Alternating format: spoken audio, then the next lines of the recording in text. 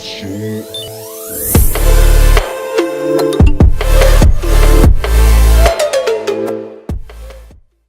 it going, guys? Fade here, and E3 has finally come to a close. We've got a lot of big IPs coming from Fallout 76, Halo Infinite, the Elder Scrolls 6 announcement, Super Smash Bros. Ultimate, and so much more. But one IP that was announced this E3 that left a lot of gamers in confusion was 343 Industries' latest installment in the Halo universe, Halo Infinite.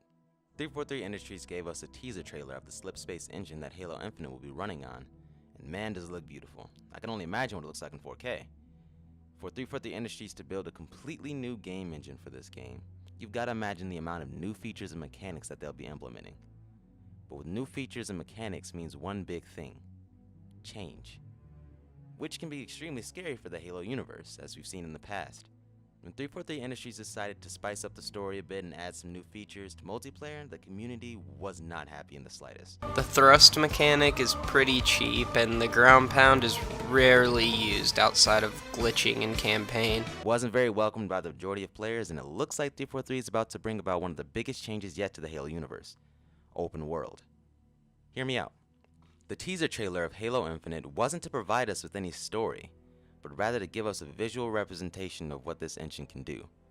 We see that this engine is capable of taking on tons of frame rate consuming animation, with no real penalty to how the environment looks or how the game performs.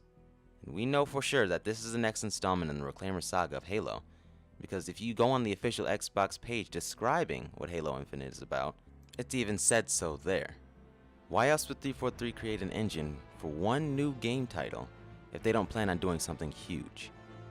At the end of Halo 5 Guardian's legendary ending, Cortana finds and gets control over a new Halo ring, proving that the next Halo game would take place on another Halo ring in the next storyline. The artificial environment on those rings are very large and almost planet-like, so you can imagine that for this big change that 343 really wants to give gamers the chance to truly traverse a Halo ring, rather than being able to just be taken to point A and to point B, trying to stop Cortana this time around. And while we'll still have our traditional Halo storyline, I mean, our playthrough could possibly be more like Destiny, or even a sandbox game like Grand Theft Auto or Red Dead Redemption if we're being super ambitious. But this idea doesn't necessarily scare me. In fact, I'm rather curious about how this idea could be implemented in the Halo universe. What really scares me is how the community will react to this. What? You didn't even let me, oh my god! Small changes to the story and multiplayer caused such a fuss back then. How would a completely new campaign experience like this affect Halo fans? I mean, would it work? Or would this be a major right hook to the face to the Halo fan base? I don't know. What do you guys think? As always, let's talk about it. Leave a comment in the section below and let's have a discussion. If you like what you saw here, feel free to leave a like, maybe subscribe if you want. Up to you. And as always, this is Fade, signing out. Peace.